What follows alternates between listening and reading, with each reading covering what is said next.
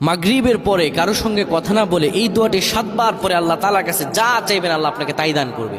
অভাবে আছেন, ঋণগ্রস্ত আছেন, মাথায় টেনশন, ঋণের বোঝা, বাড়িতে থাকতে পারতেছেন না, আল্লাহ সব আপনার পেরেশানি দূর করে দেবে ইনশাআল্লাহ। যদি আপনি আমলটি করতে পারেন, আমল মানুষের জীবন বদলিয়ে দেয়, আমল মানুষের জীবনকে পরিবর্তন করে দেয়। আল্লাহ তাআলা আপনার সব দোয়া কবুল করে নেবেন ইনশাআল্লাহ।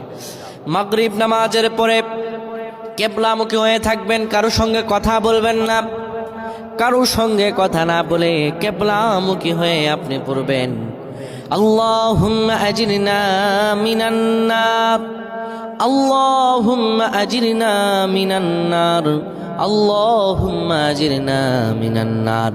যদি এটি আপনি মাগরিব নামাজের পরে কারো সঙ্গে কথা না বলে পড়ে 7 বার পরে দুটি হাত তুলে আল্লাহর কাছে দোয়া করেন, আল্লাহ জাহান্নামের আগুন থেকেও বাঁচাবেন এবং আল্লাহ আপনার সব দোয়াগুলো কবুল আর মঞ্জুর করে নেবেন। আল্লাহুম্মা আমিন।